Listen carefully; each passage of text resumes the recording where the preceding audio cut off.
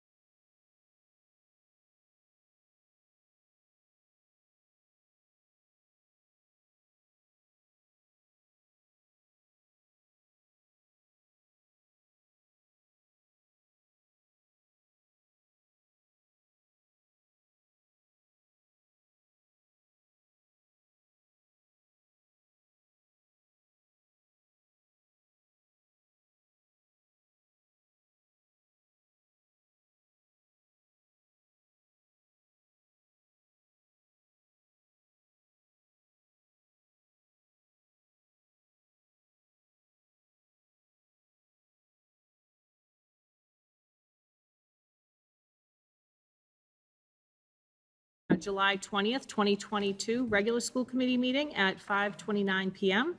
With our opening announcement, the July 20th, 2022 regular school committee meeting will be televised and recorded and may be viewed live on Comcast Channel 22 and Verizon Channel 34 or youtube.com/Tewksbury TV. Under the open meeting law, the public is permitted to make an audio or video recording of an open session at a public meeting. At this time, I would ask if anyone is recording tonight's meeting to please identify themselves. Okay, seeing no one, I would like to now ask you to rise with us to do the Pledge of Allegiance. Do you want to lead it? I pledge allegiance to the flag of the United States of America and to the republic for which it stands, one nation, under God, indivisible, with liberty and justice for all. Thank you. Before we begin our meeting, I would like to recognize a member of our school community that recently passed away. Cecile Gannon, who is known as Cece, was a beloved member of the Nutrition and Food Services team. Cece accepted the position at Tmhs on March 3rd, 2020, and only 2 weeks into her position when our schools closed, at that time, Food Nutrition Services immediately went into curbside feeding. Without any hesitation, Cece jumped right in as if she had been part of the team for years. The Tmhs FNS manager, Lainey Bennett, described her as a person always willing to help, a kind-hearted woman with a great sense of humor. She'll be truly missed by all of us. I'm sure it'll be hard for her colleagues at the beginning of the school year in September, returning without her, and our love and prayers are with her family and colleagues. Please join the committee in a moment of silence in recognition of Cece, please.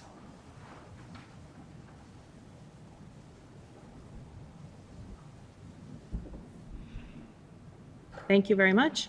I'd also like to welcome our new Assistant Superintendent, Lori Mcdermott, to her first regular school committee meeting. Welcome. Thank you. Happy to be here. Yeah, we look forward to working with you. Hope you're all settled in at your temporary location. Yes. And we have some recognition, so that's where we like to start tonight. I would like to invite Mark and Lisa Ginsburg to our podium, please, with their families as well.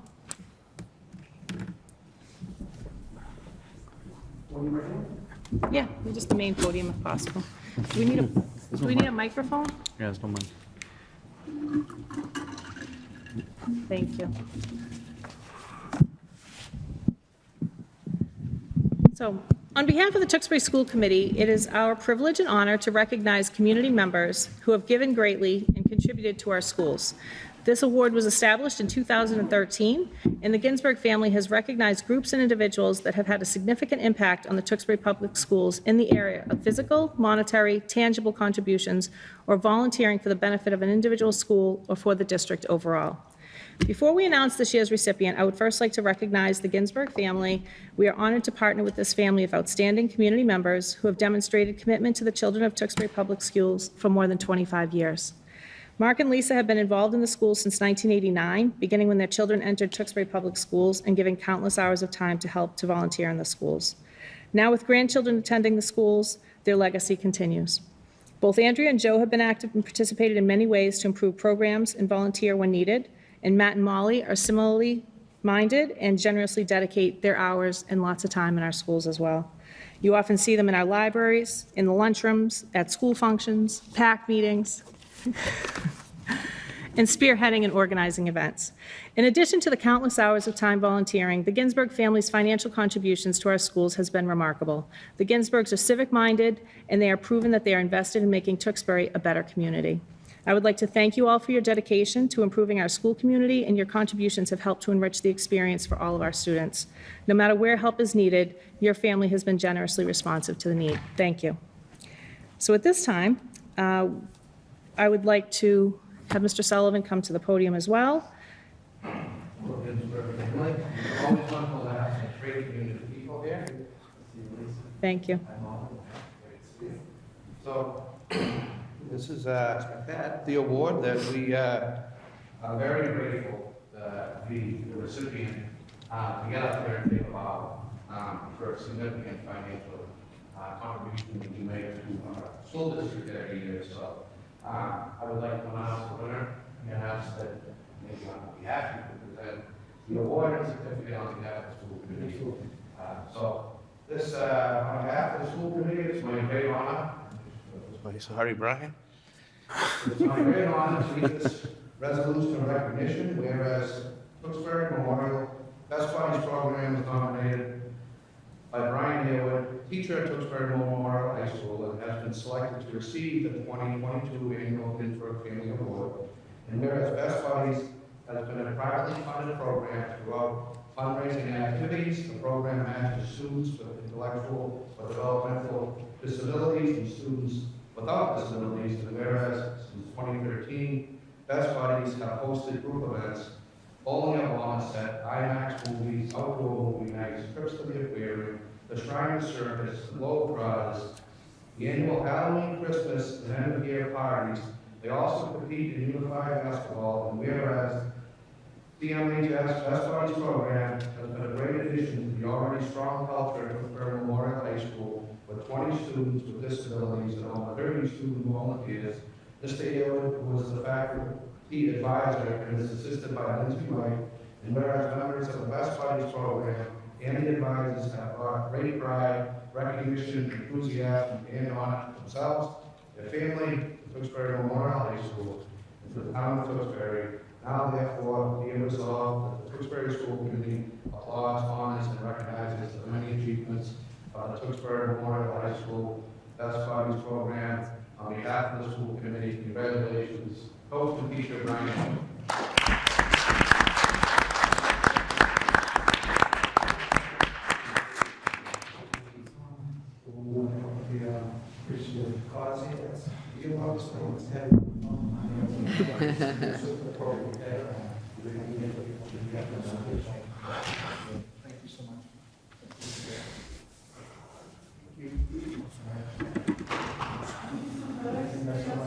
Should we invite Brian to speak about the program? Oh, nice.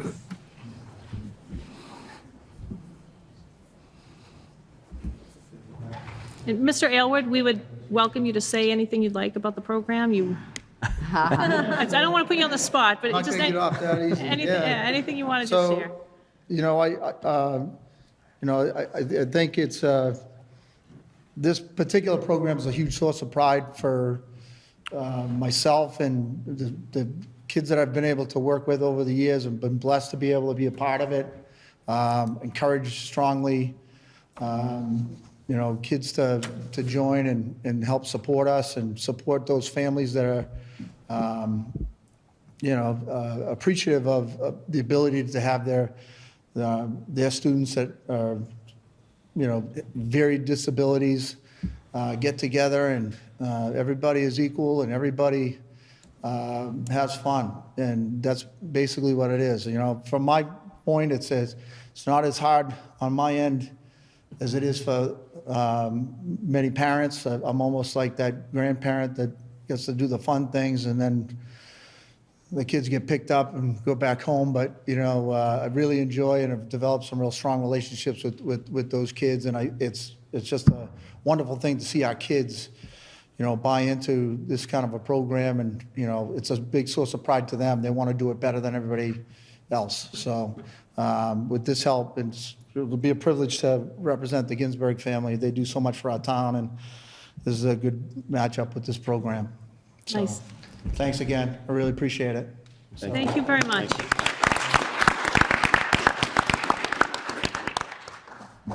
So if we could go out of order, if there's a motion for us to go out of order slightly, I would like to hold off on the Chrissy Palomino Award until she's here with us.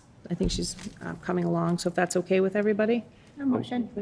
Yep, motion to hold off on that and move to the next item on the agenda. Okay, I'll second. okay, all in favor? Aye. Okay, no opposed, we'll move on. Okay, moving on, we do not have our student council representative with us today. She's out of the country, I think, for the summer, so let's hope that she's having a nice time. In And we'll see her Egypt. back in September.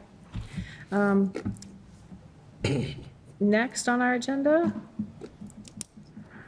we have can go to the Oh, Mrs. Reagan. presentation if that serves you, Madam Chair. Please, yes, the next Okay. presentation. Thank Well, we're very fortunate tonight to have with us some other contributing members of our school community, Ms. Dr. Cindy Bastieri, Mr. Brad Mingles of UMass Lowell, the Director of Academic Programming, and Ms. Jennifer Guakin from the Department of Elementary and Secondary Education, the Innovation Pathways Lead. As you know, Ms. Karen Baker O'Brien has been just really behind the scenes, charging and forging the way for our students to be involved in experiences outside of school that are relevant to their postgraduate plans. So if we could have Mr. Brad Mingles, Dr. Bastieri, and Ms. Guakin come up to show their presentation of a program our students participated in this summer.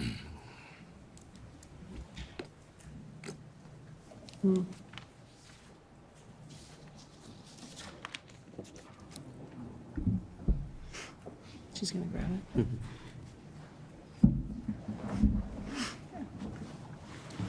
Good evening. Thank you for having us in. Wow, we're getting a microphone Yeah, for you. the mic is, Time's a charm. yeah, it's Come more for bearing the telemedia, microphone. but yeah. Well, first of all, I want to thank the members of the school committee and administration for allowing us to be here this evening to tell you about this phenomenal program that we kind of put together the last few months of the school year. It's having to do with the Innovation Pathways program. It involved 19 of our high school juniors going to a week-long engineering exploratory. And I want to introduce two of the folks that were really instrumental in putting this together. And if you'll excuse me, their credentials are so long, I want to read them to make sure I don't miss anything. First of all, Jennifer Guakin. She's the Innovation Pathways Lead from the Department of Secondary and Education. She helps us to put together the grant funding that helps these Innovation Pathways endeavors to take place. Also with me is Brad Mingles. He's the Director of Academic Programming at UMass Lowell, Engineering Adjunct Professor, also at UMass Lowell and at Northeastern University. So first of all, Brad, I'm going to turn the mic over to you for take two, and you can tell everyone a little bit about this great program, okay? All right. This time I mean it. Thank you. And it's on record. Thank you for having me and having all of us in. And it's unfortunate that Karen O'Brien is not here this evening. I met Karen the same day I met Jen. We were at an Innovation Pathways meeting, and I was late, and the only seat left was next to Karen O'Brien. And I just happened to sit down and start chatting, and one thing led to another, and here we are so many years later in 2022, and we have a program which I think is a really good vehicle going forward. And what I said at the end of the camp that we had a couple of weeks ago, I'll say it again tonight. I think we're onto something here. This is a really good vehicle, and it does nothing but create opportunities for our students to learn. And I say that with a little bit of a wry smile, because camps like this, yes, we create opportunities for our students to learn, but I always ask the students, why are you here? Why are you in school? And they say things like, well, we have to be, and other comments. And I do tell them that although my lectures are excellent, nobody really is here for the pure academic enjoyment, for the most part. This is the reason why most students are in school, for opportunities to make a better living. And it's not always about money, but this is a metric that we can use to measure that. But we dig a little deeper. Why do we want them to be in school? And this is the reason. You may have heard this from some of the folks that came back. One of my signature expressions is that our job is to make the next generation better. And that came out of a testimony that I gave at the State House a few years ago, where I was speaking on behalf of an education program. And I don't know, have any of you ever been into the State House where you speak? Mm-hmm. You're down on the floor and you're at a desk that's probably about this size, and they're all up here in a semicircular pattern. You feel like you're in the Coliseum. You're waiting for the doors to come open and the lions to come out. So I took a deep breath. I looked up and I said, our job as educators, administrators, legislators, parents, and citizens is to make the next generation better. And then proceeded to tell them by outlining programs like the one that we did at THS, or it's Tmhs, right? Okay, that's another lesson. I learned how to correctly pronounce Tewksbury along the way, just so you know. I may slip up. Old habits die hard. But that paved the way to programs like this one. So digging a little bit deeper, going back to STEM 2.0, it's been around for about a decade, and you can see here that only the top one is dark. You're not hallucinating. The other ones, I've shaded them a little bit lighter for a reason, because everything starts with student interest.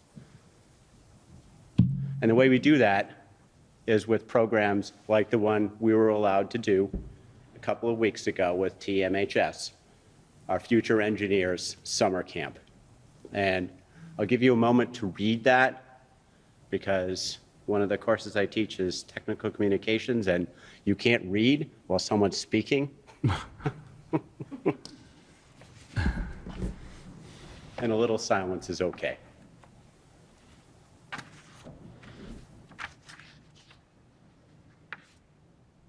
That first section really could be several pages long. The kids were eager to learn.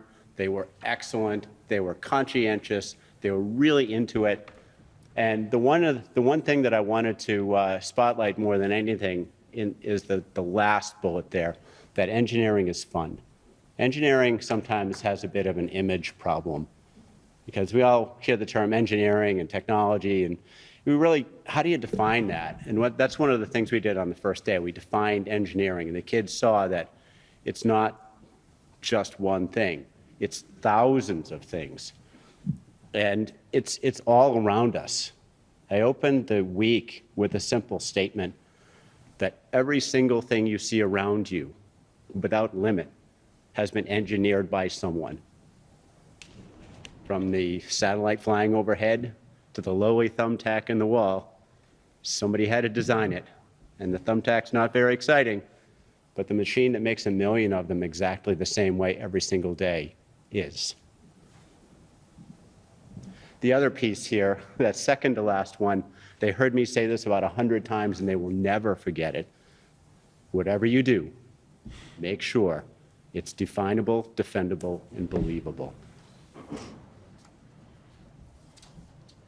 Ask any of the students. They will tell you that it just snaps right up. So, along the way, these were just a couple of highlights, or a few highlights from the things that we did. Day one, I started them off with a simple engineering problem. Take a piece of paper and keep it in the air for 10 seconds. Untethered, must be recoverable, 10 seconds, no problem. 10 seconds is a long time, and they found out how long it is. I could see it, what they were doing. I said, 10 seconds, keep a piece of paper up in the air. What's the first thing you think of? Paper airplane, like the cartoons, right? 10 seconds, we got this, no problem. Well, about 45 minutes later, all of those who dreamed, like I did when I was a kid, of making paper airplanes in school would be the best thing ever, they didn't want to see another paper airplane. So what they concluded correctly is that it's not about flying, it's really about slowing down the descent. And things, look around you, take what's given. I never said that you had to throw it from the ground that you're standing on and had to go up and down. Another expression that came out of this was, just because I didn't say you couldn't doesn't mean you can't. So that photo that you see, I don't know if you can clearly see that, but that's a kid up in the stairwell. He observed. He said, I don't have to be on the ground. I can go up and drop this thing down to the lowest level. That takes a lot longer, and he ended up making it. I taught them another thing, which they'll try for decades to forget, but they'll be unsuccessful. It's the Irish monkey approach to problem solving. And let me explain that because I feel like I have to. It's an acronym, OAPE, Observe, Analyze, Plan, Execute. You can't start fixing something or designing something until you know what you have. What does it do? There's got to be some kind of salvage value to it. One of my favorite movies is Apollo 13. You're probably not surprised by that. There's a line in that movie when everything's going haywire. Gene Kranz, the flight director, stops everybody in their tracks and says, hold on a minute. What do we have in the spacecraft that's good? That came up repeatedly during the week. Take what's given. What do we have in the spacecraft that's good? The Irish monkey approach to problem solving. So day one concluded with them taking apart a specification. Don't just lock into one thing. There are thousands of correct answers. I'm only looking for one, yours. Invariably, it's a good solution as long as it is definable, defendable, and believable. So day two, we went into the baseball research lab. Students didn't realize that we do an awful lot of testing for Major League Baseball.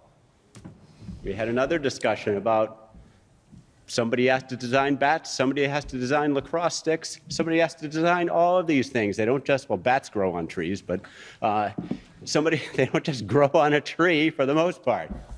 So, question that came up, I overheard this. That is an exact quote from one of the students. It never gets old to see them just discover these things, the look of wonder in their eyes. Day three, we went into a test lab and did some destructive testing. That photo that you see on the far left lower corner is a kid with a specimen for a tensile test before and after, intact and broken. The one on the right is another kid doing a non-destructive test using imaging radar. They learned about testing things, both to destruction and also in situ that make it so you can still use what you're testing. And again, that's an exact quote. I observed, I stood back, I listened. So this one kid was astounded. I can actually get a job where I can break stuff? It's like a dream come true. And day four, we took our 10 seconds aloft and made it 60 seconds aloft, but opened up the criteria for a solution. This time you could use anything. Had to stay in the air for 60 seconds. And it wasn't just 10 seconds, like the first one was a minimum time aloft. This was exactly 60 seconds. You had to go up, had to go down, 60 seconds plus or minus 10%. So instead of being just a minimum hurdle, there was a low end and a high end. So they took different approaches. We had one student who took a theoretical approach and said, I can use magnetic levitation. Was not able to create that in the 4 days we had as a high school student, but the project was excellent because it was well thought out and it made sense and it was definable, defendable, and believable. Great solution. Another student took a hairdryer and a ping pong ball and a strategically placed little car rolling down a ramp with a phone that was playing a song that at a particular point in time had a big bass note and just enough vibration to get that car moving down the ramp and knock the hairdryer out of the way, and the ping pong ball came back to earth. Wow. Both equally correct. Both well done. Perhaps not the way I would have solved it, but it doesn't matter. Another thing I left them with was just because I do things one way doesn't mean it's the best way. It only means it's the best way for me and how I think. And I encourage them to hang on to that. That's the essence of definable, defendable, believable. So, along the way, toward the end, I did intertwine or interweave some of the other things we do, and this is on a separate presentation, which is in a folder on the desktop. So in case you can't read half-point font from 40 feet away, Thank you. this is also available. I did introduce them to the different disciplines that we have at UMass Lowell, and we had faculty members come in from each of the departments. Some kids like plastics, some kids like biomedical, some kids like mechanical. There was something for everyone. You don't have to like them all. Find one that you like and pursue it. And then also introduce them to the different types of programs we have. We have day programs, we have evening programs, and we have everything from certificates through bachelor's, master's, and PhD in all of these disciplines. And we have different delivery mechanisms. We have our traditional programs, which are live or hybrid or online. We also have custom ones that we can do for companies. Doesn't really apply to kids, but maybe their parents. But the third one here is a little bit more interesting because we have early college programs which we take to the schools. So that's an offline topic we can talk about at some point. I know we don't have a whole lot of time tonight, but there is an early college program which we piloted before COVID and have retooled it, and it's set to start being delivered again this academic year, where students can enter into a day program with 15 credits, or if they want to go to an evening program and go to school part-time and work, they can enter into that evening program with 20 credits, about a third of the way to an associate's degree. They'll have a certificate where they can get a pretty good job and work, or they can take that certificate, which they'll get anyway, and get an internship or a co-op. And coming into college with that much advanced standing lets you do three things. It can give you a little lighter schedule. It can allow you to pick up a minor. And well, more than three things. It can allow you to go out on co-op and still get out in 4 years, or it can allow you to take graduate level classes as an undergrad early and comfortably get out in 5 years with a master's. So it's an opportunity that we are pursuing. We are going to launch it. We are pursuing getting some funding from the state to try to mitigate the out-of-pocket costs or eliminate the out-of-pocket costs for students. So all of this brings us back to me, also known as our hero. That photo on the, you got to have some fun with these things. It's 95 degrees outside. It's been a long day for all of us. A smile does provide some warmth, so to speak. But that picture on the left there was taken by Jen on our last day when we were wrapping things up. And all of these expressions, including our little Irish primate there, they were given to the kids as a giveaway, which is also in this folder that is on the desktop. But for me, you can see my takeaways. The kids are just, they're great. They were conscientious, they were fun, they really got into it, and just, I can't wait to do this again. That second to last bullet there, when I say I'm pretty sure I've replaced myself, I'm not a career academic. I was in industry for 25 years. And then around about the time when my kids were of the age where it was better to have dad around than traveling all over the world, I became a teacher. I didn't come directly to the university. I was a high school engineering teacher for 10 years. So, and I looked at it and said, okay, well, if I can get one convert to my way of thinking, I've replaced myself and we're even. If I get more than one, presumably the world's a better place.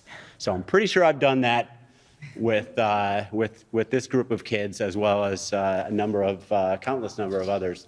But the last one, I am very sure that the next generation will be better, not just because of my efforts, but more importantly, because of all of your efforts and the care that you're putting into ensuring that for our students.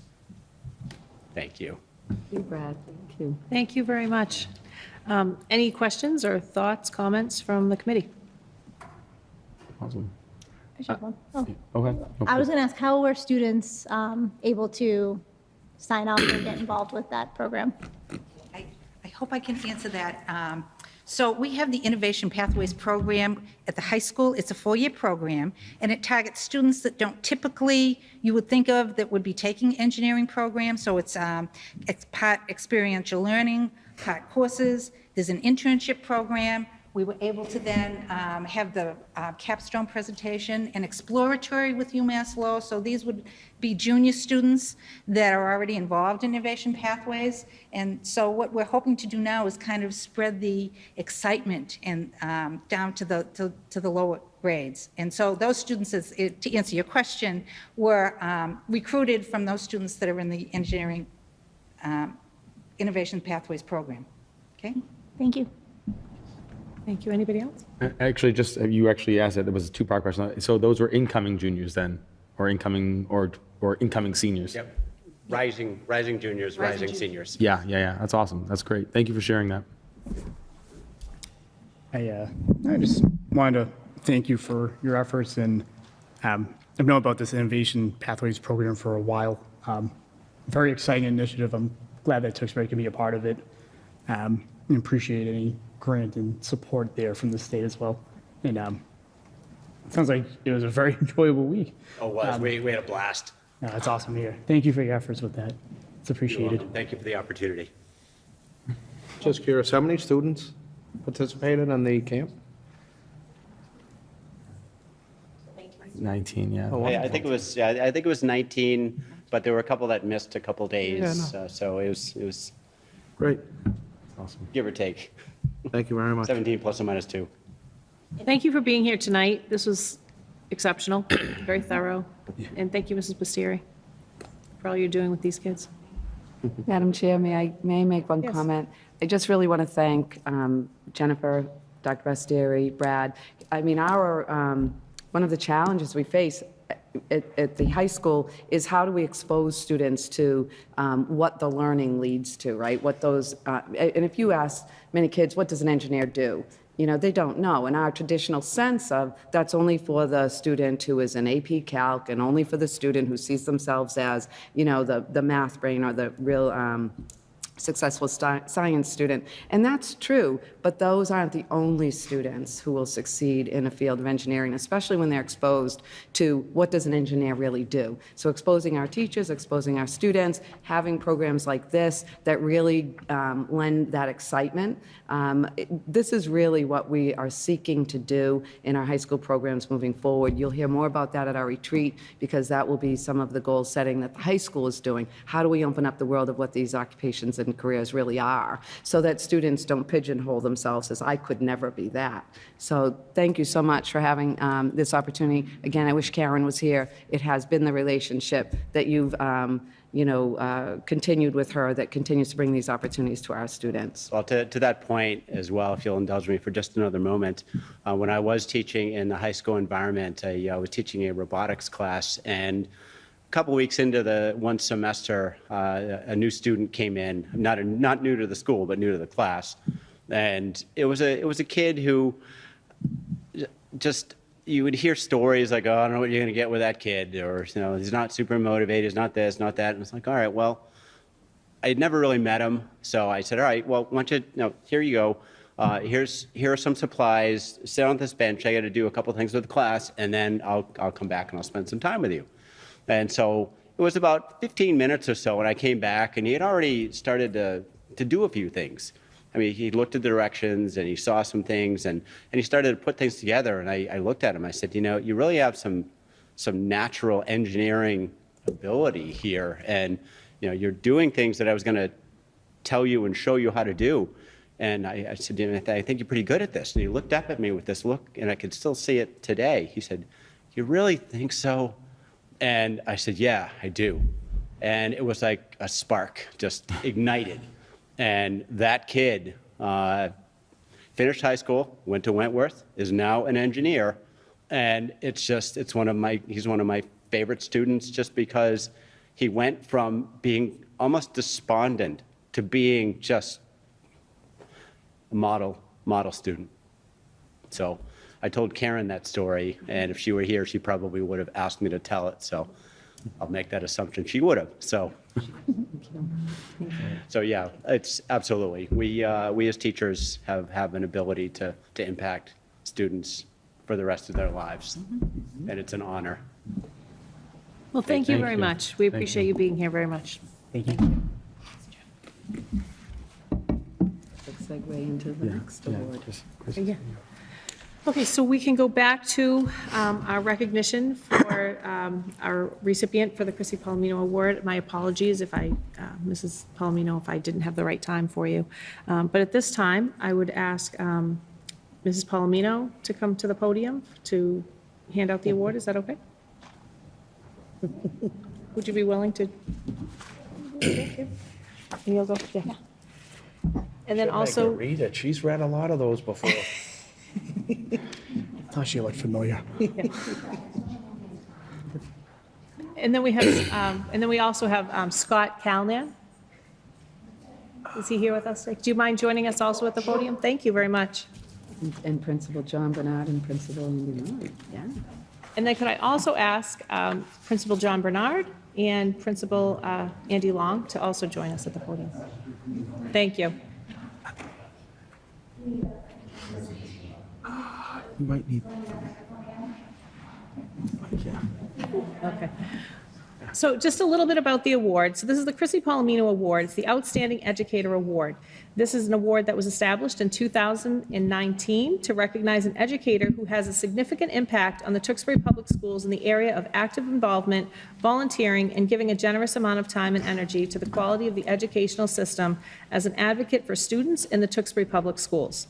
Selection criteria includes leadership, special action, and inspiration as a role model to peers and students. I'd first like to just recognize Chrissy Palomino has been an active and dedicated and committed member of the Tewksbury Public School community for over 2 decades. She comes from a lineage of educators, and she herself having experience teaching in early education. Chrissy's involvement started with her volunteering in classrooms, as a leader with families in the schools and with our school PACs. She was also actively involved with the opening of the new high school and was key to the Center Elementary School project early on and helped to secure new and updated athletic fields. Chrissy served the town and community on the school committee for 9 years, 7 of those years as the chair. During that time, she supported the administration through years of growth and change in both our district and in education. She was a founding member of the Tewksbury Education Foundation that raised thousands of dollars for the schools supporting technology, safety, arts, and curriculum. The Palomino family has been generous with their time and with financial contributions to the schools, but most importantly, Chrissy's commitment to support and respect the educators in the Tewksbury Public Schools has been unwavering. For anyone who knows Chrissy, her drive and determination for the educational experience to be the best that it can be for all students is who she is at her core. So it gives me pride that this award is in her name. I'm honored to have you here tonight with us, Chrissy. And Kayla, if you would read the recognition. So on behalf of the Tewksbury School Committee, whereas Scott Callanan was nominated by John Bernard, principal of the Tewksbury Memorial High School, and has been selected to receive the 2022 annual Chrissy Palomino Outstanding Educator Award, and exemplifies all of the fine qualities that make him an exceptional educator. And whereas Scott Callanan, sorry. It's okay. is a highly admired teacher in his role in the social studies department at Tmhs. He displays sincere, genuine concern for his students, challenges them daily with rigorous and relevant lessons, and has earned a reputation as a caring and dedicated teacher of history and advanced placement economics. And whereas Mr. Callanan inspires students to be good citizens through effective role modeling and encourages students to favorably affect their school and community through meaningful service, and he serves as the first assistant coach to the varsity baseball team at Tmhs. And whereas Scott Callanan has brought great pride, recognition, enthusiasm, and honor to himself, his family, and Tewksbury Memorial High School, and to the town of Tewksbury. Now, therefore, be it resolved that the Tewksbury School Committee applauds, honors, and recognizes the many achievements of Tmhs social study teacher Scott Callanan.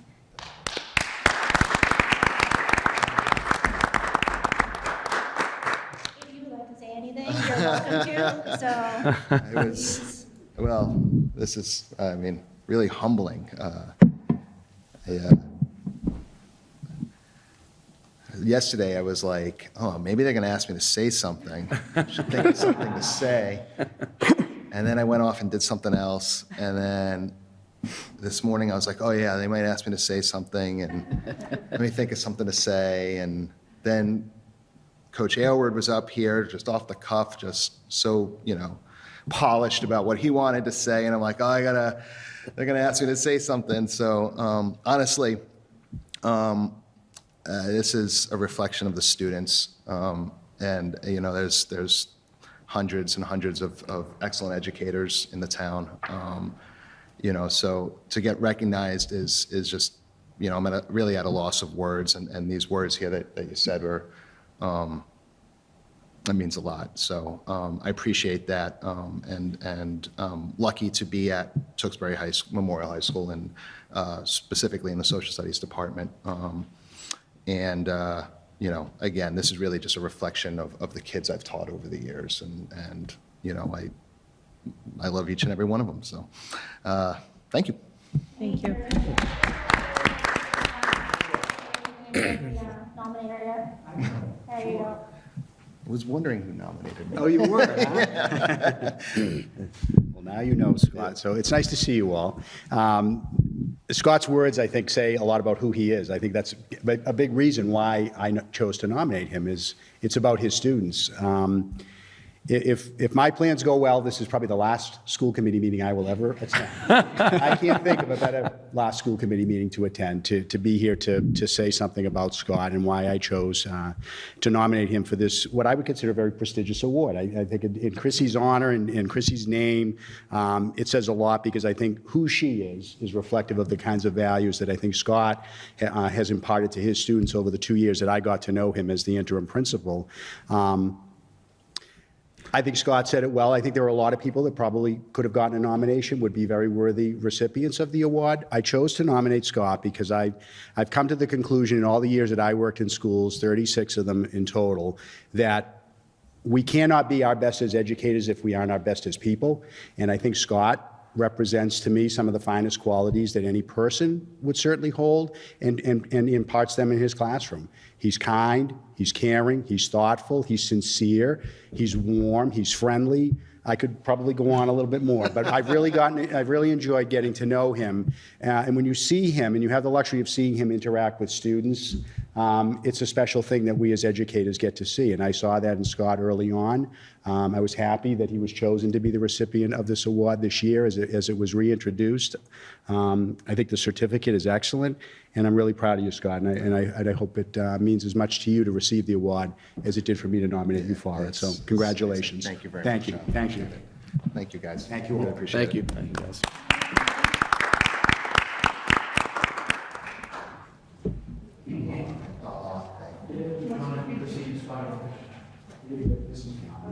Okay, yeah, this is nice. Now it's tough one. Okay. Yeah.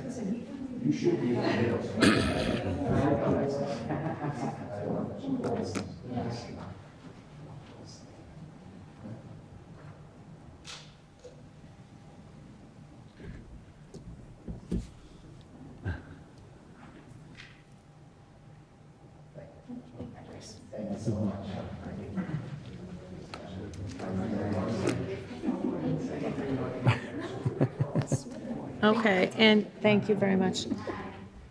So moving on, our next agenda item is the Citizens Forum. And right now, do we have anybody in the audience that is interested in speaking at Citizens Forum? Okay, seeing nobody, we'll move on. And to the approval of minutes, I move on to our clerk, Mrs. Biagioni-Smith. Okay. All right, so I move to approve the June 8th, 2022 regular school committee meeting minutes as presented.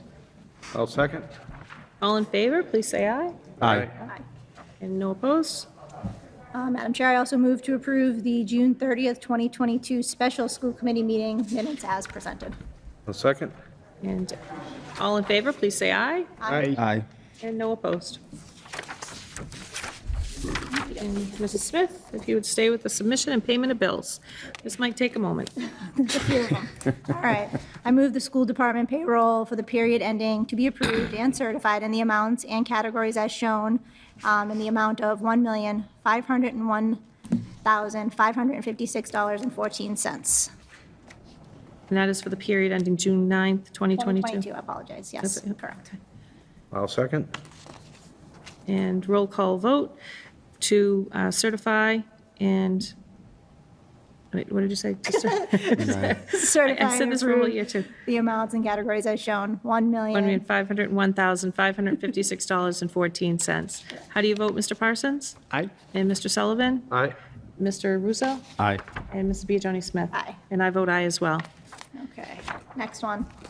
I move the school department payroll for the period ending 6/16/2022 to be approved and certified in the amounts and categories as shown for the amount of $658,815.10. And Mr. Parsons, how do you vote? Aye. Mr. Sullivan? Aye. Mr. Russo? Aye. And Mrs. Biagioni Smith? Aye.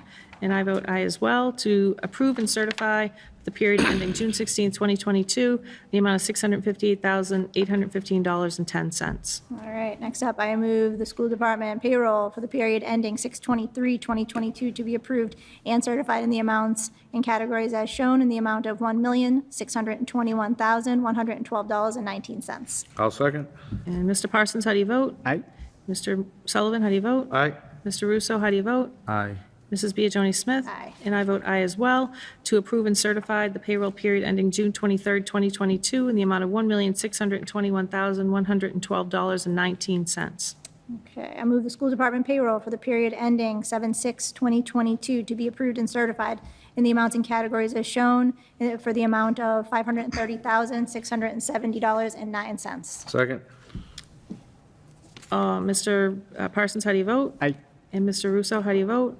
Aye. Mrs. Biagioni Smith? Aye. Mr. Sullivan? Aye. I vote aye as well to move to approve and certify for the July 6, 2022 period, payroll period ending July 6, 2022 in the amount of $530,670.09. Okay, I have one last one. I move the school department payroll for the period ending 7/7/2022 to be approved and certified in the amounts and categories as shown, the amount of $1,002,074.26. Second. And Mr. Parsons, how do you vote? Aye. Mr. Sullivan? Aye. Mr. Russo? Aye. Mrs. Biagioni Smith? Aye. I vote aye as well to approve and certify for the payroll period ending July 7, 2022, the amount of $1,002,074.26. Okay, and I would like to now turn this over to Mrs. Thoreau-Rankin. Thank you very much. Certainly, it's a busy summer. I want to start my updates with apprising you of some of the hiring in the district that also went out an announcement in our district-wide newsletter. I'm proud to announce Mr. Robert Rogers as the new Center Elementary School Assistant Principal. Rob has been with the district for 19 years and has served in several teacher leadership roles at the Ryan School. I'm confident that Rob's experience will truly make a great partnership with Principal Jay Harding as they lead the North Street, the Trahan, and work with the second grade team of the Dewing and the Heathbrook, and then as a leadership team partnering with the Ryan School. So we welcome Rob enthusiastically. Also, our, not a surprise, because you've heard this already, and our new Dewing School principal has formally been announced as Miss Alexis Bosworth. Alexis has been with the district for approximately 12 years. She started with TPS in special ed and as a special ed case manager. She then took the lead as the assistant special ed director with the district, and most recently was the preschool coordinator and assistant principal at the Dewing School. Ms. Bosworth's skills and experience is surely going to serve the Dewing School community quite well. The administrative hiring updates also include the only administrative position that we still have open, and that is the Assistant Special Ed Director. Mr. Pelletier has posted that a number of times now. He is eagerly interviewing applicants for the position and very hopeful we'll have a candidate for hire that we can inform you of in August. That's not all when it comes to our staff hiring. I just want to give you some of the data for the hiring for the school year 22-23. We have had 81 postings to date. 81 postings. 7 of those are administrative positions, those that I have brought forth to you, including myself, Ms. McDermott, counselors, adjustment counselors and guidance counselors, COVID support personnel, additional aides, IT support specialists, and teachers. Of those 81 postings, we have hired 49 of those positions to date. I can tell you that there's a bit of a shell game happening in the district, meaning that if somebody voluntarily transfers to an open position, it leaves a hole somewhere else. So there's a lot of activity around hiring this summer. Right now, anyone who is seeking an open position with the district, please log on to our human resource page on the district website to see the postings that are still open for the 22-23 school year. I also want to thank, and you can see in your consent agenda, 7 of our educators for shepherding in the new teachers and educators of Massachusetts. Several teachers, Chris Archibald, Karen Hodgson, Shannon Miranda, Julie Taggart, Teresa Enos, and Jamie Nobrini, and including Director of Student and Family Supports, Karen Baker O'Brien, have interned over a dozen educators.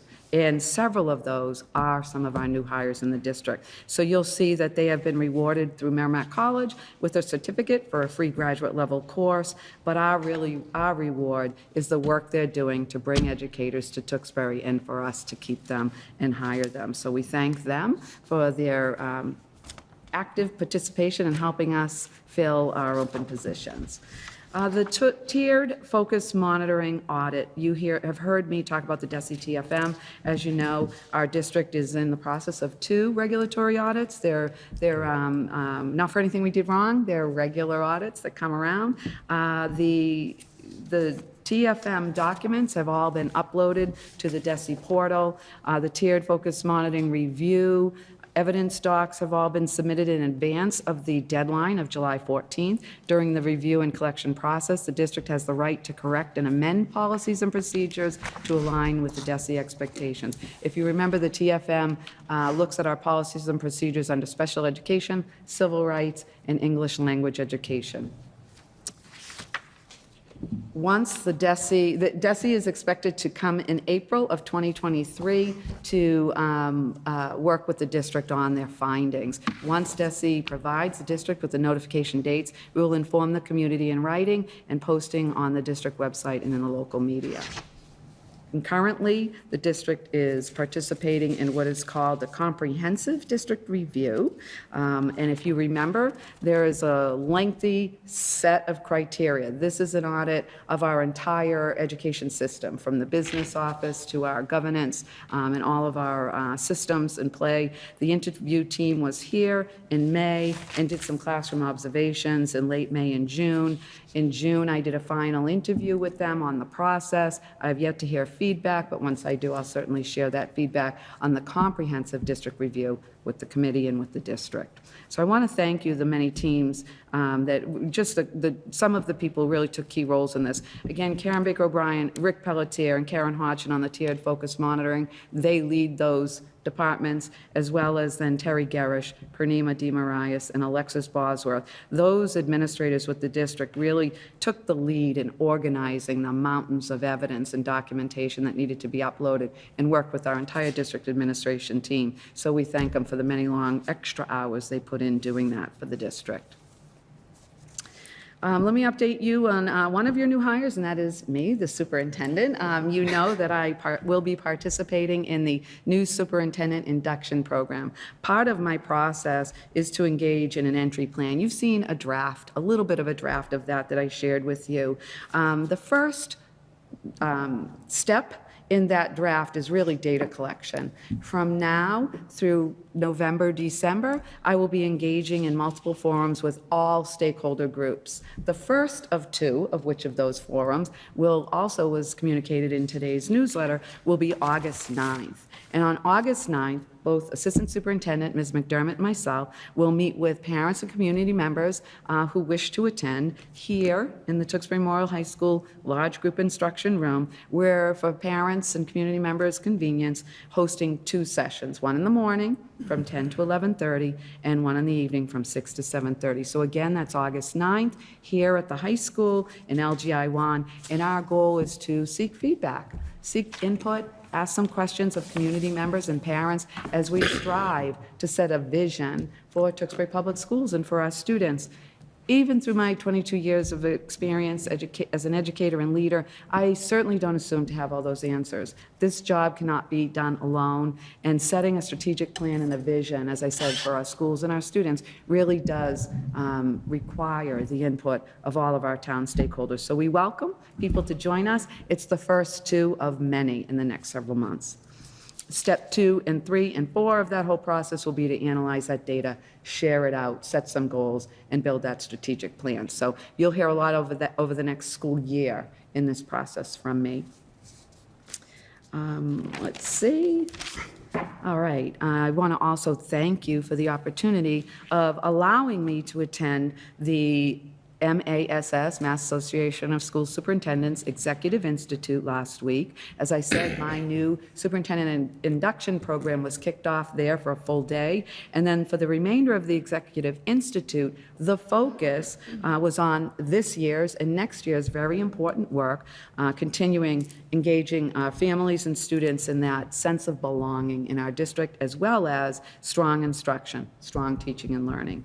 The keynote speakers in the sessions were very inspirational. As always, the student leaders from Project 351 are the highlight. I'm telling you, I feel just so encouraged when I hear our students speak on how to improve our schools and what we need to do, and that was really the highlight for me. So finally, in my updates, I'd like to just give you a preliminary update. I am absolutely thrilled that the Mass Legislature has invested $110 million to extend the free school meals statewide through school year 22-23 as part of their fiscal 23 budget. This ensures that 400,000 kids in our state will not lose access to the critical program next year. However, the budget still must be approved by Governor Charlie Baker. We are awaiting that approval and will certainly share news with our families as soon as we know that approval has been met. I urge and encourage anyone in the district, including you, Madam Chair, members of the committee, to log on to www.feedkidsma.org to learn more about our free meals program in our schools again next year. So that concludes my update. Thank you. I'll turn it over to our new Assistant Superintendent, Lori Mcdermott. Oh, any comments first? Oh, I'm so sorry. I was trying to speed things up a little, knowing we had a longer I was there with you. presentation. Mr. Sullivan? Thank you. I just wanted to say I'm very much looking forward to the plan, the entry plan. It was very exciting when you presented it to us as part of your presentation when we hired you. And my only comment is, can we just make sure we do an excellent job messaging out? I know there's people that would like to come in here, hopefully on August 9th, and all of those other dates when we're seeking that input, not only through the schools, but maybe through the town website as well, get it on the town calendar. I know obviously we always think of students and families first, but I'm sure there's some community stakeholders that might like to have a little FaceTime with the superintendent and the new assistant superintendent, so. Sure will, and now these are two of many. We'll continue to hope. We know that the summer is not easy for everybody. It's one day. We'll continue to bring up meeting times and forums throughout the summer. Obviously, when school starts, we'll be an ongoing roadshow and seek information, but also engage. We want to engage some people in activities that help plan that vision so we can synthesize it and create a vision that really is everybody in Tewksbury. I appreciate that, Mr. Sullivan, and we will send out a reminder a couple of times before August 9th. Great, thank you. Mr. Parsons, That's anything? all I had. I have no comments or questions. Okay. Mr. Russo? Yeah, actually, just a couple. So you mentioned, excuse me, about the 81 postings. 49 of them are filled. I know Right. that's a Herculean effort for a lot of different folks within the schools and the administration. Approximately, I mean, are any of those, most of them are budgeted, or any of them grant-funded positions? Several. Several are Yes. grant-funded. Actually, we were able to bring in several counselors, 5 adjustment counselors, 7 COVID support, additional aides, additional teachers. So yes. Yes, okay. And then with having roughly, a little more than half of them filled, obviously the other 30 open positions, those are ongoing and hope, Yeah. is the plan to hope to have them filled, not by the start of the school year at this point? Or It is. It is, Oh, it okay. is, Okay. yes. Wow. All right, so a lot of effort then I know is being put into that, so Well, you see we in your appreciate it. packet how many Yeah. letters are already in there, and many already in the pipeline, Yeah. recommended. Okay. I think you remember the superintendent and the assistant superintendent meet with every licensed educator prior to onboarding them, and that's part of the process. Yeah. It's the final interview, if you will, and then the onboarding, and then a letter is signed, contracting them to work with us. It is our goal to have every position filled Yeah. for the start of the school year. Excellent. All right, thank you. Just to piggyback on Mr. Russo's comment, do you see an impact on the substitute or the lack of substitutes that we had this past year with these positions hopefully being filled?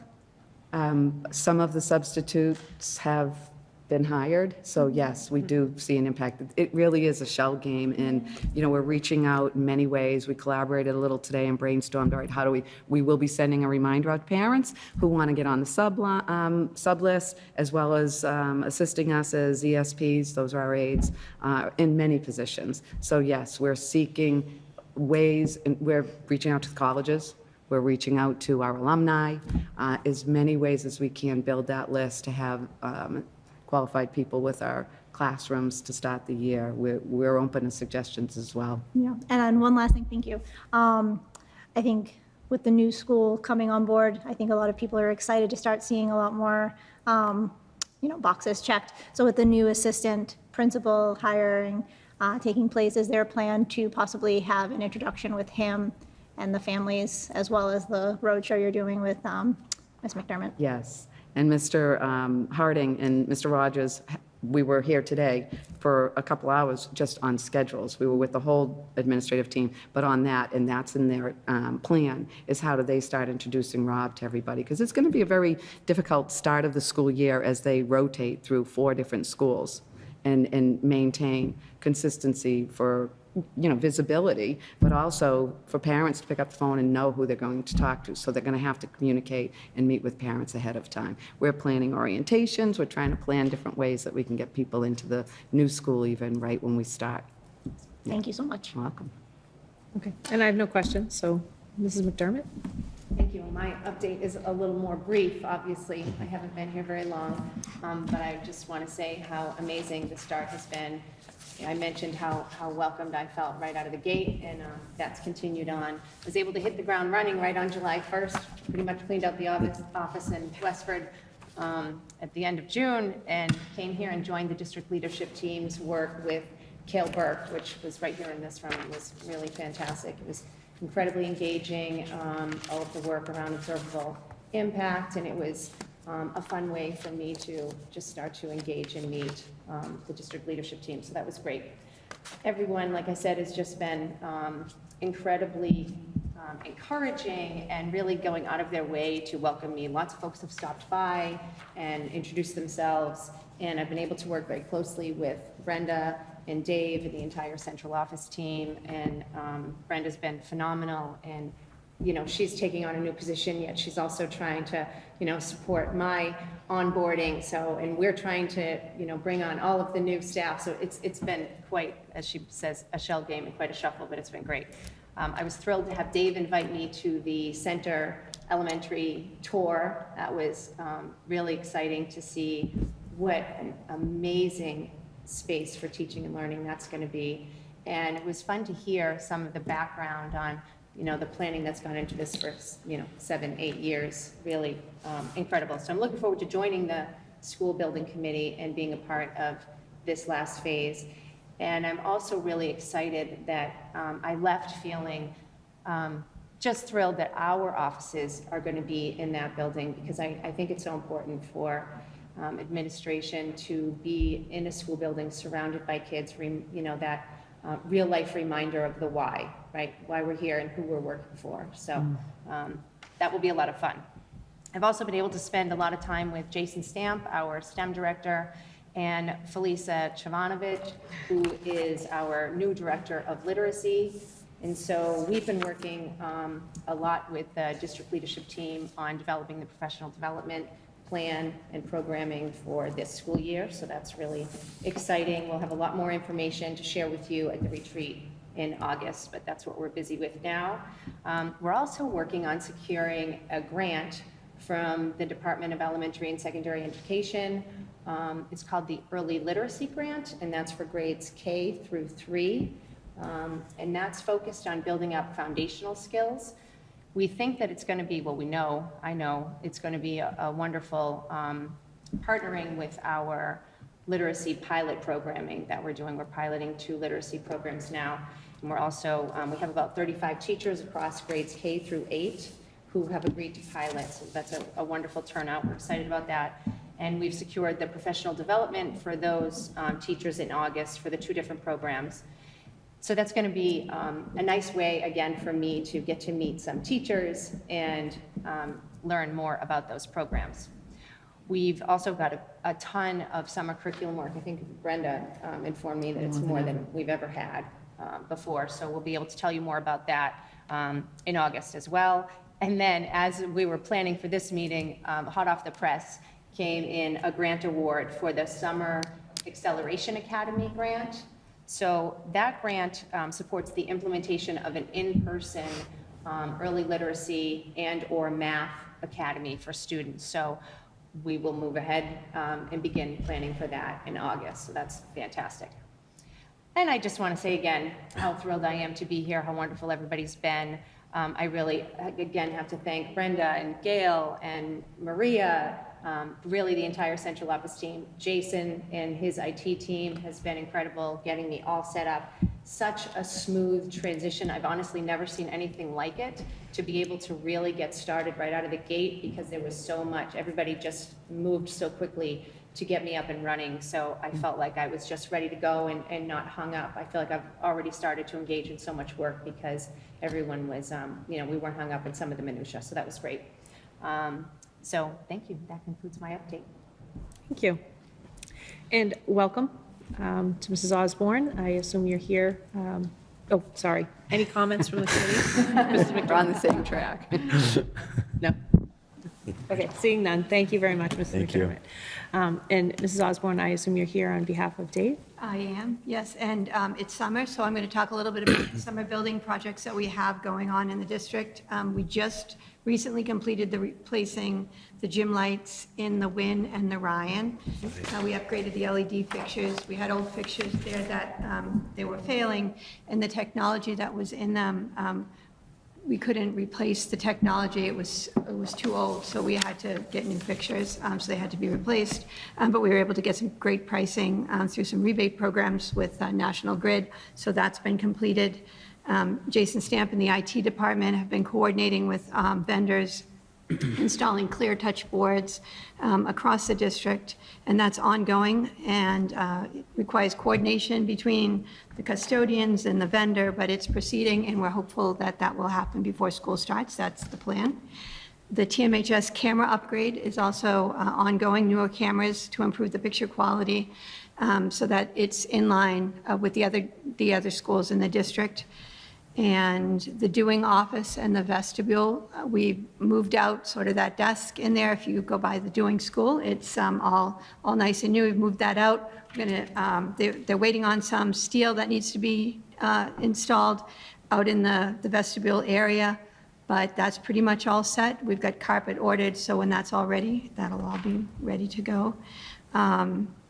Let's see, and at TMHS, the auditorium, we had some major light repair work done and upgrading the lights in there and replacing the Marley floor. And the Marley floor is sort of a temporary floor that really only has like a 5 to 7 year lifespan.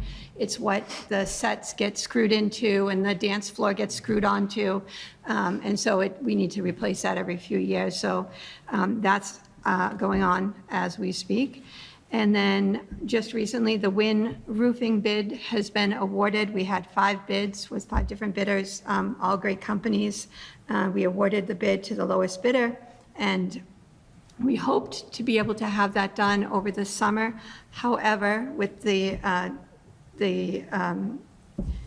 we couldn't get all of the materials that we needed. And so what happened is that we're hopeful that it's still going to happen over the summer, but it probably is going to take place while the students are there. However, we've been assured that the materials that they're using is a low VOC material, so it's not going to have the smell with it.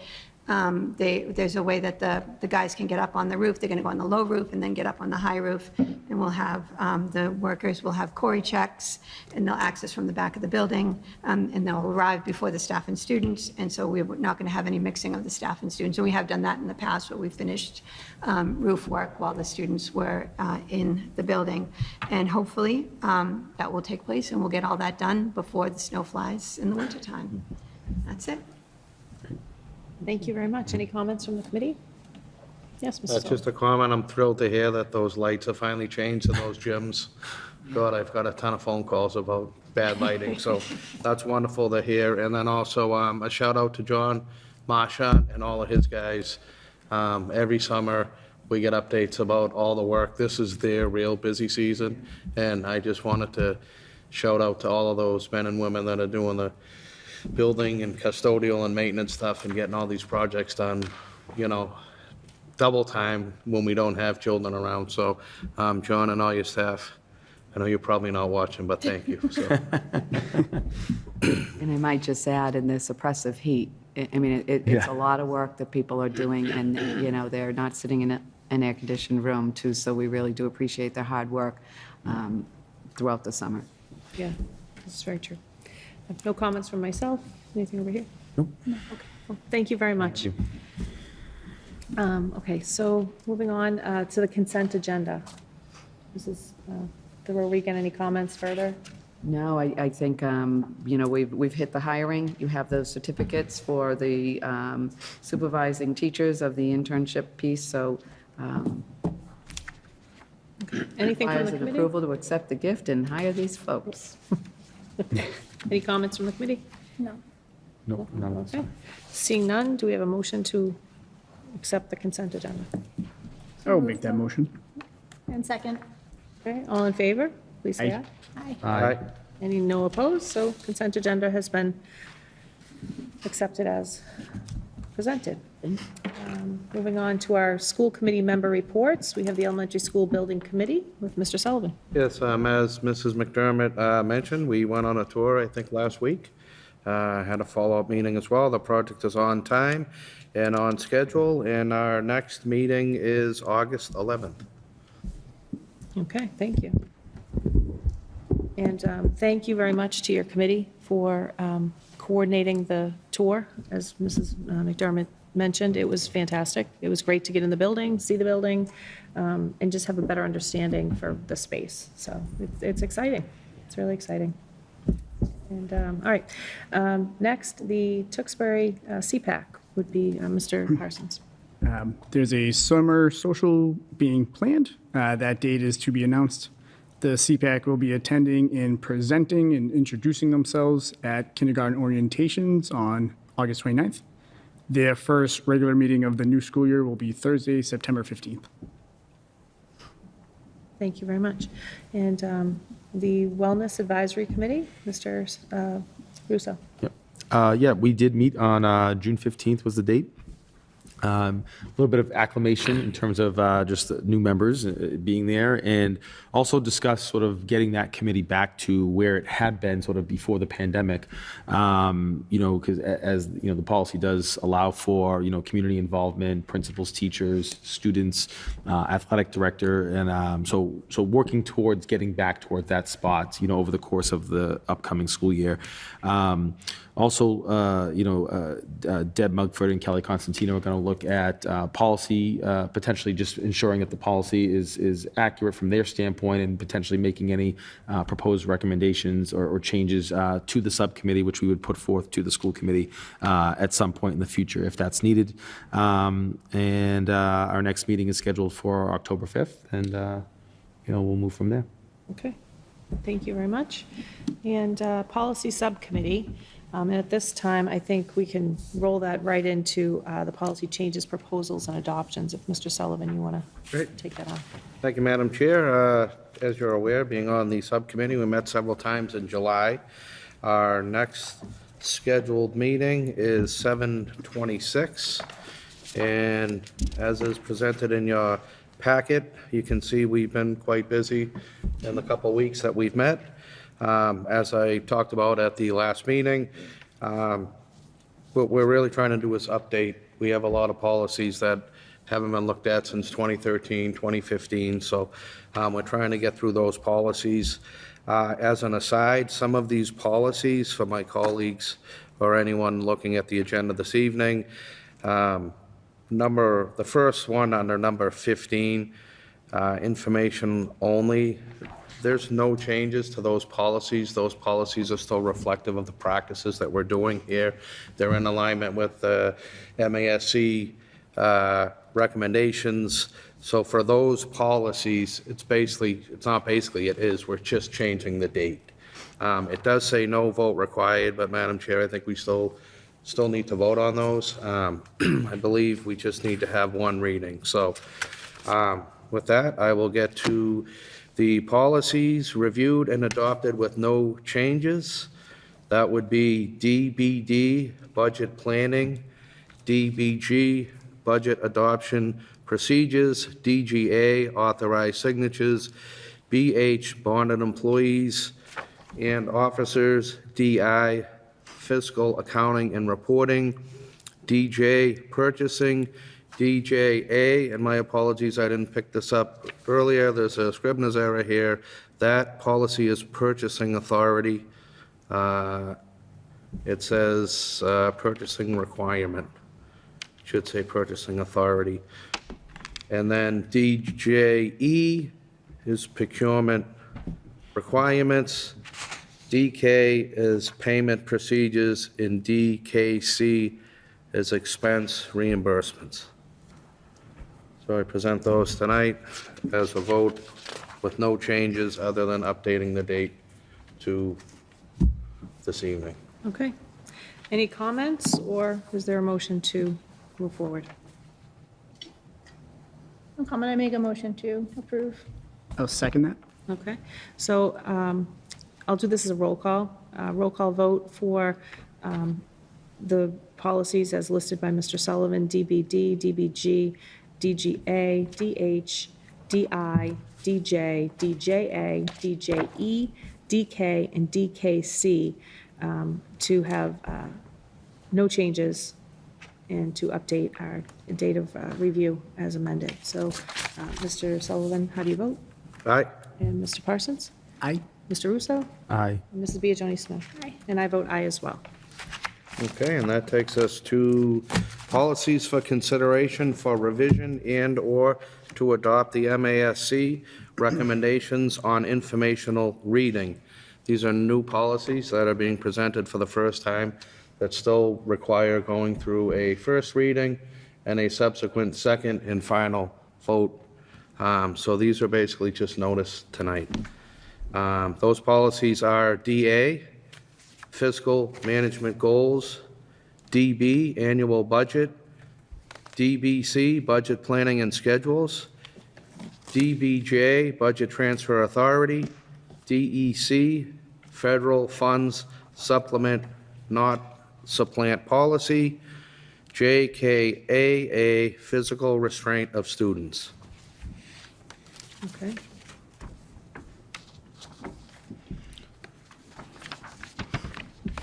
So no comments with that one, correct? Just moving on? Those are a first reading. As is always informed of the public, please feel free to look at those policies. If you have any suggestions or concerns, you can call anyone on the policy committee and/or Superintendent Regan or our new Assistant Superintendent Mcdermott if you have any questions. And those policies will come up the next meeting, that section, for a first reading, which will segue me into the policies for consideration for revision on first reading that were presented last month in information. Those policies are BEDH, public comments at school committee meetings, BJ, school committee legislative program, EFD, meal charge policy.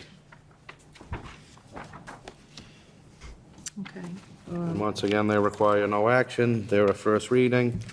If anyone has any comments or concerns, they can let us know, or Mrs. Regan or Mrs. McDermott.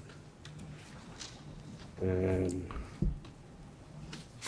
then finally, we have policies for consideration to rescind on first and final reading. Those are BEDH-E, guidelines for public comment, EFC, free and reduced price food services. Because these rescind, these require an informational reading and a first reading only and a vote. Okay. Any comments or concerns? Is there a motion? I'll make that motion. And a second? A second. Okay, so there's been a motion and a second to rescind first and final reading on BEDHE and EFC. And a roll call vote. Mr. Russo, how do you vote? Aye. Mrs. Biagioni-Smith? Aye. Mr.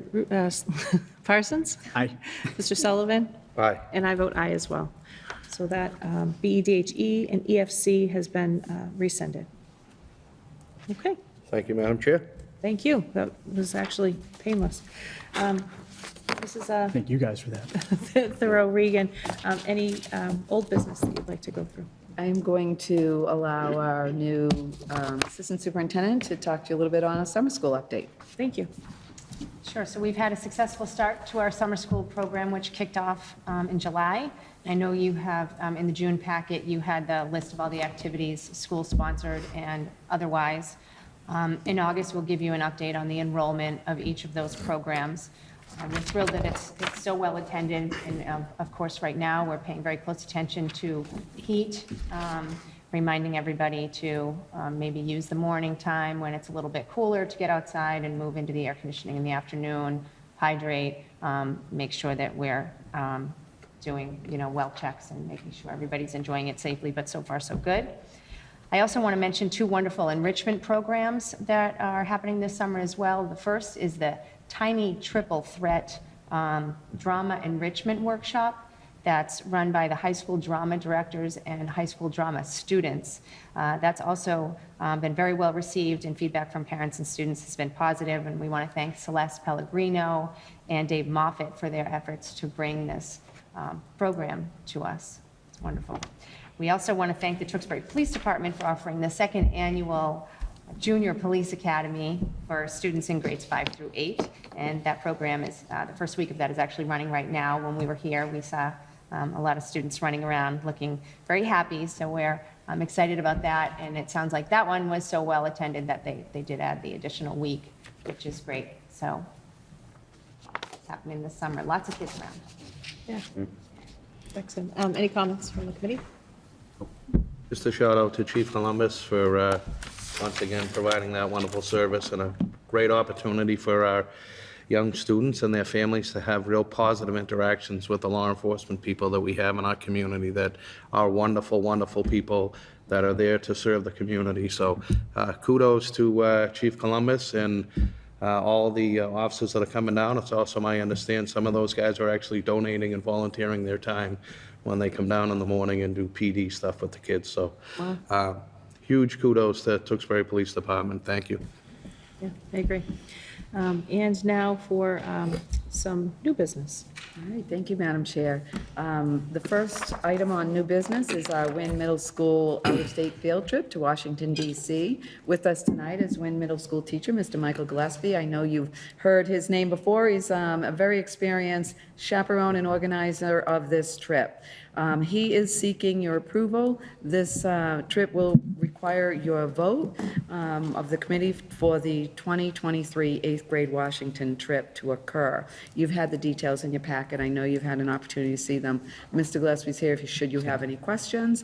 And I hope you are ready to approve this trip after you have had some time to question Mr. Gillespie so that he can start promoting this now and at the beginning of the school year for our incoming 8th graders.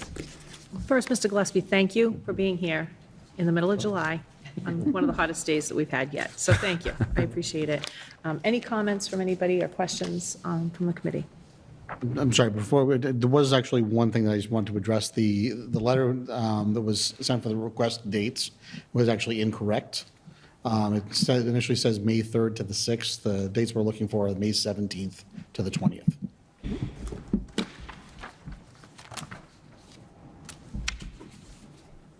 And what days of the week is that? It's a Wednesday to Saturday. Wednesday, Saturday?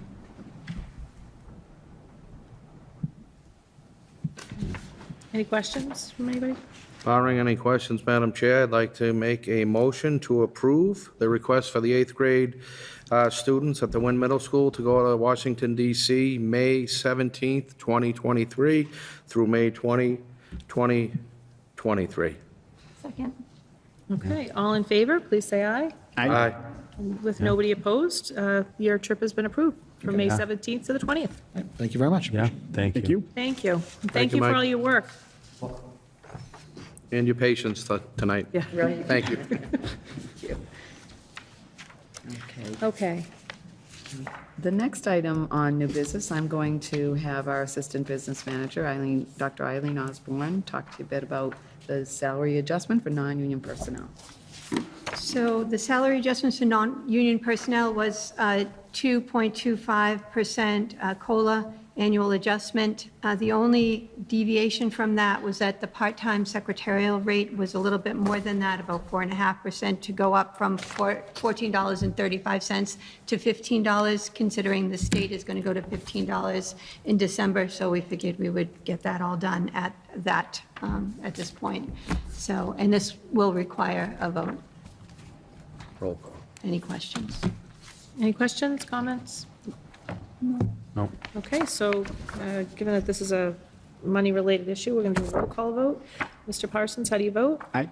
Mr. Sullivan? I'd like to first make a motion, Make a Madam Chair, to approve Saw that the come. base salary for 31 non-union employees at the Tewksbury Public Schools for the 2021-2022 salary, and the dollar value of a 2.25% salary adjustment for 2022-2023. The overall cost of the salary adjustment for the group, which totals $40,959. I'll second that motion. Okay, Mr. Russo, how do you vote? Aye. Mrs. Biagioni-Smith? Aye. Mr. Sullivan? Aye. Mr. Parsons? Aye. And the chair votes aye as well. To identify the position base of 2021-22 salary, the dollar value of 2.25% salary adjustment for the 22 to 23 school year. Overall cost of the salary adjustment for this group of 31 employees is $40,959, and that's a 2.25 adjustment in line with recently approved labor agreements. Thank you. Okay, Madam Chair, next in your new business packet is the 2021 through 2024 agreement between the Tewksbury School Committee and the Food and Nutrition Services Association. If you remember, back in June, you already voted to approve the memorandum of agreement, which was the COLA and other benefits. While this total document doesn't need your full approval, we thought it was important to put this document in new business so that you could see the fruits of the labor of our committee members, Mr. Richard Russo, Keith Sullivan, and certainly the business manager, Dave Libby. I also really think it's important that we thank Ms. Heather Crowley, Ms. Laura Sullivan. The cooperation between the committee and this group was amazing. And honestly, this group worked so hard to support all of our students and families through food service. In the last 2 years, this group worked every day through, even when we weren't in school, serving grab-and-go lunches. I know you've heard this before, but it's important to note as we continue to go into another school year with free meals, both breakfast and lunch, this group understands just how hard and how dedicated and committed they are to serving more lunches and more breakfasts than they ever had before. So I think it's important that while you've already voted in approving the money, I think it's important that you have the full document and you put your blessing on that document in front of us today. And again, thank you to the women, Laura Sullivan and Heather Crowley, who helped to create this document with us. It was really a cooperative effort. Okay, so in terms of logistics, is there a motion to approve the document as we see here? I'll make that motion. Is there a second? I will second it. Okay, and all in favor, please say aye. Aye. No opposed, thank you. Thank you. Excuse me? I have a question. Oh, you have a question? Go Just a ahead. question, yes. Yes. Have the employees been paid, Mrs. Regan? Do you know? Yes. Wonderful. Retro? Yes, no, I just want to know. And then my only other question, I know we didn't do it in the agreement, but there was some talk about some uniforms. Do you know if Yes. Mr. Libby has been able to circle back? And It's interesting because as I had poked in to see if I could find Deb Muckford, our Food and Nutrition Service Director, I saw shirts and I saw, good. the ordering piece of the outfits. And I say outfits because I know there's different shirts, there's different types of things that are ordered for that group, but I can check in on that and see, because they have some say in what they're ordering, and I know that they had some opinions on what they wanted to wear and what they did not want to wear, so I'll check in on that again. Great, thank you, Mrs. Regan. Sure. Any other questions? Okay, thank you. All right, and now the next item in new business, again, I will turn over to our Assistant Business Manager, Dr. Osborne. And this is informational only. Every year, the school department gives to the state, we have to fill out a big, huge spreadsheet that's like a bazillion lines long and a bazillion different sheets in it. Every single amount of money that we take in, every single amount of money that we pay out. And when that report gets uploaded to the state, and then we get audited on that document. So the Powers and Sullivan was the company that did the independent audit this year. And it's an annual report that they do. It's very comprehensive. And so they reviewed, what they do is they go in and they take a look at what we uploaded to the state, and then go into Munis and then look at the documents that we actually have on site here and in our Munis program. And then they perform validity checks on that to ensure that our systems are accurate, that what we reported was accurate, and that it's in line with the state reporting guidelines. And the good news is that there were no findings. So it was overall a good audit, which is not all that easy sometimes to come up with, but it's good. Thank you very much for your work on this. Any questions, comments? Yeah, actually, just one question, Madam Chair, if you don't mind. So looking at the, I don't know if you would call this an audit opinion, because I don't think that they're providing an opinion, but the letter from the auditors, it says that it seems from reading it that it was more of a limited scope audit, and that they weren't engaged to perform sort of their full examination. So is that sort of typical each year from whether it's Powers and Sullivan or another firm, or? Yeah, from what I understand, it is typical every year. What they'll do, because it's so exhaustive in terms of the amount of data that we actually give up to the state, so what usually will happen is they'll just pick different pieces of it and take and check and look.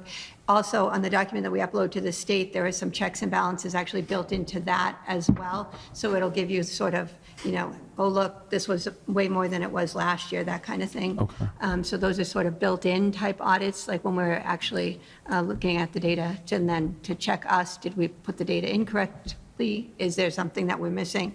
And then what they'll do is they'll usually just take sort of a limited scope. They'll take a look at certain line items. They'll take a look sometimes at some of the grants that we put in there, as well as different things, just depending. Okay, thank you. Down to the level of actual vouchers for overtime. Yeah, So yeah. it can be, It's this is tedious. It why can be tedious. Dr. Osborne Yeah. is saying how exhaustive, how many lines and columns there are in this, so they randomly keep spot check. Understood. Thank you. Thanks. Thanks, Madam Chair. Any other comments, questions? Okay, seeing none. And, that brings us to the interim superintendent's 4-month year-end evaluation. That even makes sense. All right, so we had the opportunity to work together as a committee, not together, but independently, to bring forward a composite formative assessment for the superintendent, Brenda Throw-Reagan, using the DESE mid-year formative assessment report. To Mrs. Thoreau Reagan, the assessment and review of the superintendent is the responsibility of the Tewksbury School Committee. The composite of the assessment of the superintendent is the responsibility of the chairperson. It's an opportunity for the committee to reflect on work that has been done by the superintendent to guide the district in achieving the district's mission, vision, and goals. The committee submitted individual formative assessment reports using the DESE mid-year two-part rubric tool. Typically, the TPS superintendent's annual evaluation will be a summative evaluation completed at the end of the school year. With consideration that Mrs. Thoreau Reagan was an interim role from March 1, 2022 to June 30th, 2022, our assessment is therefore targeted to the 4 months that she functioned in her interim role. It is important to note that Mrs. Thoreau Reagan was performing all superintendent tasks while maintaining the duties of the assistant superintendent during this time. Sorry. The committee evaluated the superintendent's progress and work in 2 categories: student learning goals and professional practice goals. Mrs. Thoreau Reagan first submitted the committee a formative self-assessment district update. The committee then applied the 5-step cycle outlined by DESE for mid-year evaluations. Each goal was measured in 5 categories: not started, progressing, met, exceeded, and did not meet. Following this composite review, each of the members, as well as Mrs. Thoreau Reagan, will have the opportunity to comment if they so wish. Mrs. Thoreau Reagan, in the area of student learning goals, you have been evaluated in the met and progressing range, which projects Tewksbury Public Schools' ability to prioritize high-quality learning experiences that focus on both academic and social and emotional success for all students. You have supported staff, been open to the thoughts and considerations of educators, and initiated and adapted to change when necessary, especially in establishing support and implementation of new curricula, social-emotional learning assessments, literacy programs, and digital assessment tools. You are forward-thinking and continually share your excitement about new opportunities for our students and educators, while still being mindful of the effects and implications of how the school community, especially the students, has been impacted by the disruption of educational routines. With regards to professional development for staff, the implementation of new programming, and the ongoing use of current programs, you have demonstrated your commitment to targeted and related professional development. The committee looks forward to your thoughtful reflection and continued commitment to support those who are using the existing programs and assessment tools, while continuing to seek input from educators and be responsive to their shared concerns. In the area of professional practice goals, the committee found that you either met or exceeded expectations. With regard to ongoing pandemic concerns and recovery efforts, you carried out the prioritization of the safety and health of all students and staff in all schools. You effectively communicated with the school community and prioritized in-person participation in end-of-year activities across all grade levels. Your care and discretion with the use of COVID recovery grant money allowed the district to move forward with the various needed supports, direction for all stakeholders. Mrs. Thoreau Reagan, you have demonstrated commitment to personal growth in your role. You were early to participate in a mentorship program and have taken advantage of new superintendent learning opportunities in the Commonwealth. Recognizing that the existing professional practice goals were defined by your predecessor, the committee anticipates your personal practice goals to reflect your honest and open self-assessment, that you will have measurable goals with detailed and attainable and measurable action items. We encourage you, if necessary, to communicate to the committee how we can support the successful attainment of the professional goal. Also recognized by members of the committee is your participation and leadership in the planning for the opening of the Center Elementary School. You have demonstrated above-average performance in the care and attention to the priorities for all stakeholders. You have aligned the mission with achievable outcomes from the creation of a staff and student transition plan that is ongoing and on time. It was created thoughtfully and intentionally, and it's a mindful timeline of how to have the least amount of impact on students and staff possible. It's also a flexible and realistic plan that includes the voices of those in the school community. Mrs. Thoreau Reagan, if you could continue to provide detailed communication regarding the transition throughout the beginning of the 2022-23 school year, keeping families and staff informed, defining expectations, and when necessary, providing updates of any potential changes. It is my pleasure to share the composite formative assessment with you tonight. I look forward to the retreat in August, and you're off to a great start. Thank you for your hard work, your dedication to improve educational outcomes for all students in Tewksbury, and we appreciate your support and hard work. I look forward to working with and supporting you in the upcoming school year. Thank you very much, Madam So Chair, members comments of from the you committee. first would be? I truly appreciate the specificity. I appreciate the feedback. I know that this is a required process with a formative mid-year as we go into next year and a summative at the end. I certainly welcome the feedback more often. I think it's important that we do communicate in a supervisory, efficient way that are we meeting our goals rather than wait too. So I really do appreciate, even though it's been 4 months, the level of detail and feedback that you're providing me is very helpful. So thank you. And I can assure you, I will continue to work together with you, and I appreciate the support so that we can meet the needs of the district. Thank you. And comments from Mr. Parsons? Yes. So yeah, I just want to really commend all that you were able to do during the pandemic time. Not to mention negotiating contracts, building a leadership team. The list could go on and on, reflecting on all that has been done in district during this pandemic year for the district. It's really impressive to look back on. Not only that, but also implementing new initiatives, introducing new curriculum, all the while just trying to maintain a sense of what school is and a sense of normalcy during a very unnormal time. I enjoyed our one-on-one conversation. It was refreshing to hear you address all of the concerns I had before I could even communicate them with you. It's just very encouraging that we seem collaborative and like-minded and where we would like to see the district go. I'm looking forward to seeing these new initiatives and seeing how effective they are and continuing to do the good work that you laid the groundwork for during the past 4 months and before in your role as assistant superintendent. So I'm feeling optimistic. And just to reiterate what the Madam Chair said, whatever we can do to support you, please reach out. Okay, Mr. Sullivan? Just thank you for all your hard work and your dedication.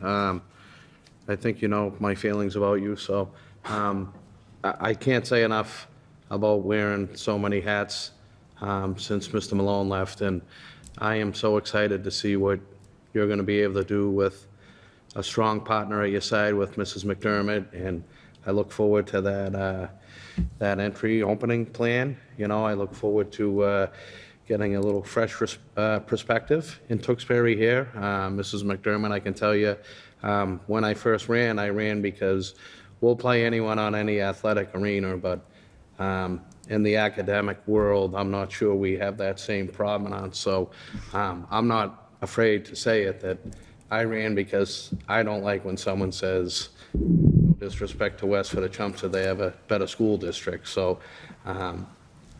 that's what I ran for, and I'm excited. I think we have a wonderful superintendent that's going to work very collaboratively with us.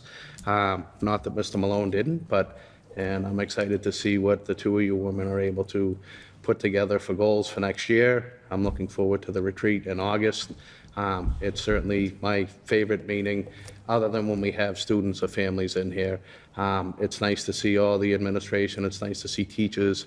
And it's nice for myself to be able to go back and the many people that have trusted me with some oversight of their children in the school district to be able to say, these are all the wonderful things that we're going to bring to Tewksbury next year.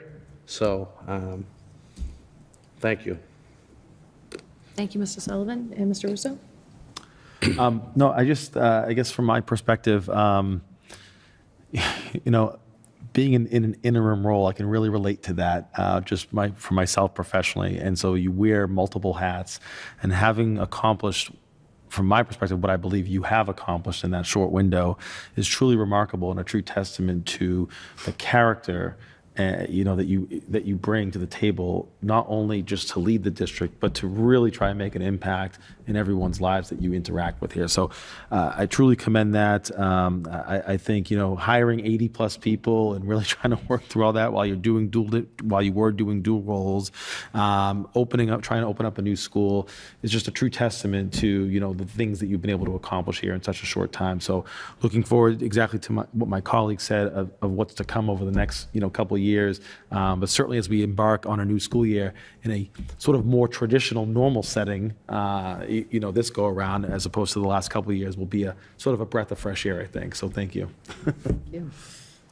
Ms. Jones-Smith. All right, so I don't have much more to add from what my colleagues have said as well, but it is very difficult to pick up someone else's story in the middle and finish it yourself, and make it seem cohesive and complete. And being able to go through this process for the first time and look at all the boxes that were checked on the district plan for what you had accomplished as the assistant superintendent, in addition to what you were able to check off of the superintendent's goals, really was commendable. And I was impressed by that, incredibly impressed, and looking forward to what you write in your story for next year and what we can all do together, because I know that there was a little bit of confusion on how this whole process was going to work. Were we going to do the big formal assessment? Were we going to do an interim one? Rich and I just getting on, where do we fall into all of this? And it's interesting, and it was a really interesting approach for me because it was just a tiptoe into the whole thing. So I am looking forward to the retreat, our first retreat in August. I'm looking forward to seeing your plan in its entirety. We saw the snippet, as you mentioned, but and seeing what we can all do together. So I appreciate all you've done. Thank you. I think too, I mean, obviously you're evaluating me in this role, but it's important that you're going to see the whole team, because our administrative team who lead all of our amazing teachers and who are there for our students really are, I know I have my name on that evaluation, but what you're really doing is commenting on the amazing work of our entire team. So I'm glad that you're looking forward to the retreat. I am too. I'm sorry, Ms. Carabidi, if I cut you off, but I would be remiss if I didn't say we're building an even better team, but that's where they shine, and you really see the heart of what we do here in Tewksbury Public Schools and what we hope to do. Okay. No, I have nothing further. I don't think people need to hear me say it. Thank you very much. So yeah, I'm done there. And moving on to school committee matters of interest. Does anybody have anything to add? Mr. Parsons? I have nothing new to add. Okay. Mr. Sullivan? I do have one thing. If you're watching out there, make sure your kid's doing their summer reading, especially over the last couple of years with what we've seen with education. I mean, we've seen a lot of negative impacts. So, it's a little piece that you can do. It's a small thing to keep your kid, or, try to read a couple books, not just what they have in there, and keep your kids, especially at the young age. We've had a lot of conversations about literacy and the new programs, and it's really important to get them reading as soon as we can get them reading, especially at those early as the third grade, Mrs. Regan, I think. By that time, you're kind of locked in, so. No one likes to do it, and sorry for all my friends that are mad at me right now that are out swimming in the swimming pools, but please try to get to that summer reading. That's all I have, Madam Chair. Thank you. And Ms. Jones-Smith? I just wanted to commend Mr. Harding and the staff over at the Trahan for the awesome program that they have going on right now. My daughter is enrolled in that summer STEM academy, and it is a well-oiled machine for the drop off to the pickup. The kids are coming out of there smiling, happy. I was nervous about putting my daughter into it because in school, she's like, school, the summer, but they're loving it, and the staff is doing such a great job with the kids. So I did just want to commend him and the entire group of educators that are over there running that program. I also wanted to just mention that the reuse committee meeting happened, and we are adjusting membership with the, the end of the one-year terms. So I didn't see, it wasn't on the list before. So I did want to mention that the reuse committee meeting is meeting on the 28th, which is next week. So it wasn't on the list. Thank you. Thanks. And Mr. Russo? Yeah, just two quick things. The first is just wanted to really commend many of our high school students who have been participating and volunteering their time in a lot of different athletic camps over the last few weeks, both with our football team, our basketball teams, our baseball team, and I'm sure there's plenty of others that I'm probably leaving out. But really kudos to those high school students for really, taking time out of their summer and really trying to work with the youth in our town and the younger kids. I know those younger kids really appreciate looking up to some of those varsity and JV players. And then lastly, just to all the new hires that are out there that are either just starting or are about to start, welcome to Tewksbury, welcome to the district. I think as hopefully they've seen tonight, there's a lot of work to do, but that there's a lot of collaboration going on, and we value and welcome your input. Thank you. And I actually have nothing to add. So we can move on to any future, subcommittee dates. Our future school committee meeting dates, August 17th, 2022. That's the school committee and admin workshop. That'll be at 3 p.m., followed by the regular meeting. And then we have September 21st, 2022. Our future subcommittee and advisory committee dates, we have the elementary school building committee on August 11th, 2022, and the CPAC business meeting. Mr. Parsons, what did you say was September 16th? I'm going off of memory. Thursday, September 15th. Oh, September 15th, okay, sorry. And Wellness Advisory, Mr. Russo, you said was in October? October 5th, yep. October 5th, and Policy Subcommittee is next Tuesday. Future agenda items, is there anybody that has something they would like added to next month's agenda? No, okay. The only thing I ask is I assume that there'll be some update on after school, whether it be Alpha Best or... As far as their planning for next year? Yeah, just Sure. next year's plans to just Absolutely. understand that next month. And with that, do we have a motion to adjourn? Make a motion to adjourn tonight's meeting at 7:20 PM. Second. Okay, and roll call vote. Mr. Russo, how do you vote? Aye. Mrs. Biagioni Smith? Aye. Mr. Sullivan? All right. And Mr. Parsons? Aye. And I vote aye as well. The meeting is adjourned at 7:20 PM.